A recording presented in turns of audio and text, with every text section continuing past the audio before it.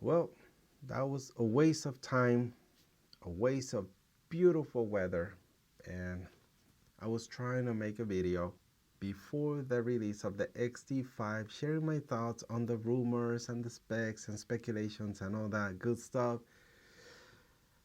But yeah, it's out.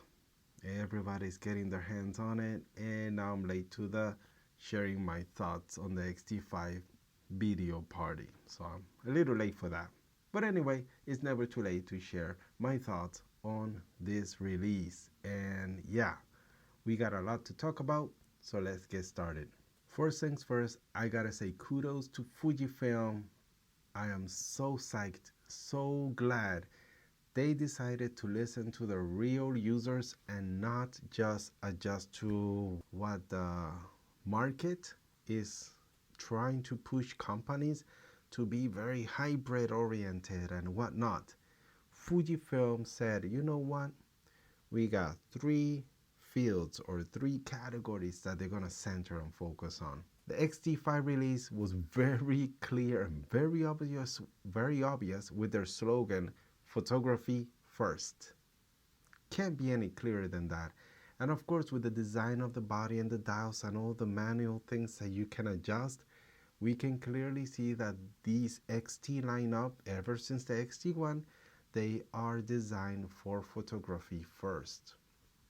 Now the XT4 did derail a little bit from their design and their whole philosophy of the XT lineup. That was good and bad, but it was good though, because it got a lot of people to turn to Fujifilm from Sony and from Canon because of their great color science and because the X-T4 has some nice specs. But still, it was just a little bit different than what the XT lineup is really designed and purposed for. It's just photography oriented first. Of course, they have the other two categories that they have bodies for, such as the high pixel ones. You got the GFX lineup, as well as the recently released the XH2. Now the GFX lineup is all about pixels, all about detail. And actually, I think that's part of the slogan that they have in their Fujifilm commercials and the videos that they have on it. It's just about detail. And it's true that, they're a monster for portrait and landscape. And hybrid users, we are finally appeased with the updated XH2, XH2S. Those bodies are strictly designed to have a preset ready to go. You got your slow motion preset, your low light, and your regular headshot 24p preset. You have a bunch of custom presets that you could set beforehand and let the camera do its thing. That is a true hybrid camera.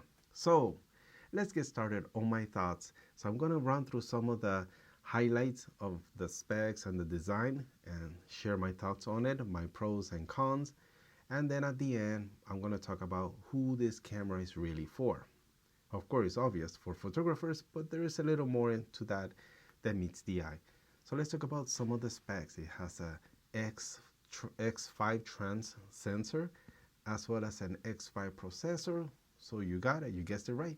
That's basically an XH2 sensor and processor in the XT body. Now, while it does have amazing video features, it's still handicapped due to a couple of reasons. One is because of the lack of the CF Express card. So that really limits what you can shoot in your media cards. So SD cards are just not strong enough to do that, to handle that. And the other thing is just, again, the body design. You don't have the extension fan that you could plug to the XH bodies. X-T5 doesn't do that. So it's really limited to just photography, and you don't have to worry about overheating. Next up are speaking of media, the SD card. Dual SD cards are back, and I couldn't be happier than ever. My Fujifilm X-H1 does have dual SD cards, and the way I have them set up is I have one card to store my videos and the other one to store the photos. It's really easy to just pop whichever card I want, whichever media I want to import into my computer. it's easy as selecting an SD card. I don't have to fiddle with folders anymore. Then again, I feel kind of sorry for the CF Express users in the XH2S and the XH2, because now you have that, you don't have that option to have a SD card as a backup, or having one card record something then the other. You're pretty much limited to using the CFX for the ProRes and all that good stuff, and then use the SD card for stills. I'm just glad the X-T5 just went back to the roots of photography and just have dual cards, so you could have a backup workflow, you could have separating by media, you could have JPEGs in one and RAW in another. It's just amazing what you could do with just having dual SD cards. And then lastly is actually a very interesting design choice, that is removing the articulating screen. Now, this is very controversial. I know a lot of creators are gonna go against this, but in my deep Fujifilm blood and culture, I am glad they did that.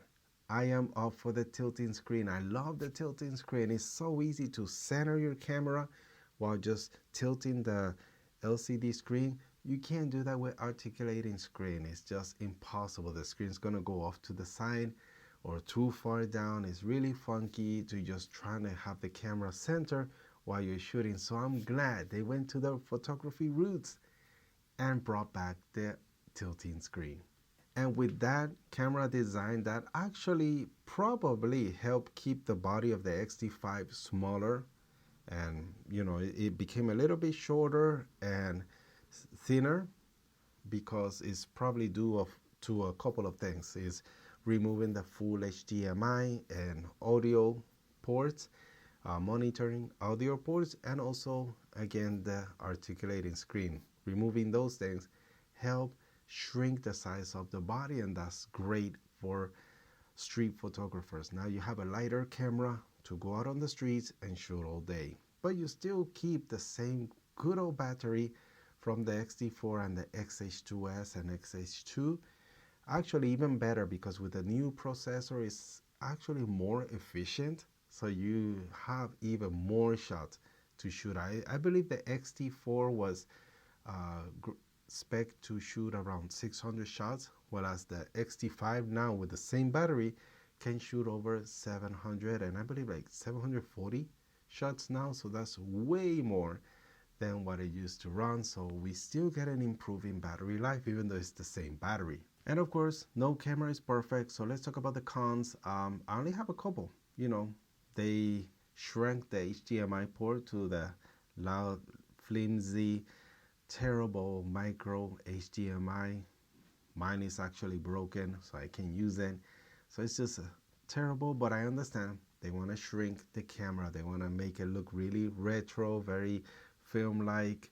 So that's just a sacrifice they made. But one design choice that I didn't appreciate is the removal of a battery grip. Yes, the bottom of the camera is just plain out steel. There is nothing there, no ports to connect, no contact ports for connecting a battery. And battery grips are pretty cool. They can not only add grip and battery life, the obvious, but they also add features. My grip in my XH1 lets me have an audio port so I can monitor my microphone. I also have a longer record time as well as a higher burst in shooting pictures. So sometimes battery grips can enhance the camera even more. It's just unfortunate that the X-T5 doesn't have that. But then again, I understand with a more sealed body, it's gonna be more rugged. There's less things to break. So I can understand the camera design choice. It's just I still prefer a battery grip. All right, but that's pretty much it. Those are my only rants that I have. Everything else is just amazing. You got the XH2 processor and the sensor inside a stills camera, so it's gonna be an amazing camera. So that boils down to our main question. The title of the video is, Who is this camera for? Well, it's pretty obvious for photographers. That is a given. But more in particular, even better yet, are photographers that are on the road, that are not putting the camera on a tripod inside a studio. No, they're going to be outside holding it in their neck. So you don't need a battery grip. You don't need external microphones. You're not going to use this for blogging. So this is more of a street photographers as well as a studio photographer. It's going to be great for object photography, such as food and toys and clothing and shoes and whatnot. This camera is going to excel on that, especially with the pixel shift technology. You're able to get even a higher resolution than what the sensor is designed for. So definitely that's what this camera is for. So it's not the best choice for hybrid users, even though it has great, fantastic recording features, video recording features, but it's just not what I would recommend. If you're gonna shell out over $1,500 for a camera, I would steer you to just go ahead and get the hybrid one, the XH2, or better yet, the XH2S, but it's a little bit too expensive, so probably the XH2 will do just fine. Those bodies are designed more for videos. You're gonna get better video features going with those bodies. All this talk about new bodies and new sensors and whatnot, it's great and all, but I'm still here happy with my XH1. It's a lovely camera, it has amazing images, video is still great. As a matter of fact, I'm shooting this in 1080p because 4K is a little bit too sharp for this close-up shot. So yeah, I just went to 1080p and it's perfectly fine for this kind of shot. I'm even autofocusing, so hopefully it didn't hunt so much.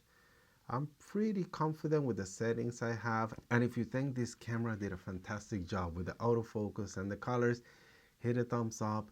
And if you're curious about my autofocus setting, let me know in the comment section below. I'll let you know, reply to you my settings that I use for this kind of YouTube headshot with the older Fujifilm X-H1. So it's definitely doable and I don't have a need to upgrade.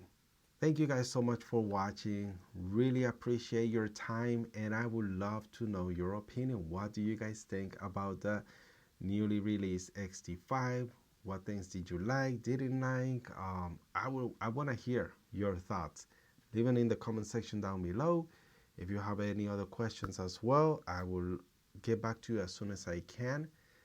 Thanks again for watching and you'll have a good one. So stay safe, stay clean, and happy shootings. Peace.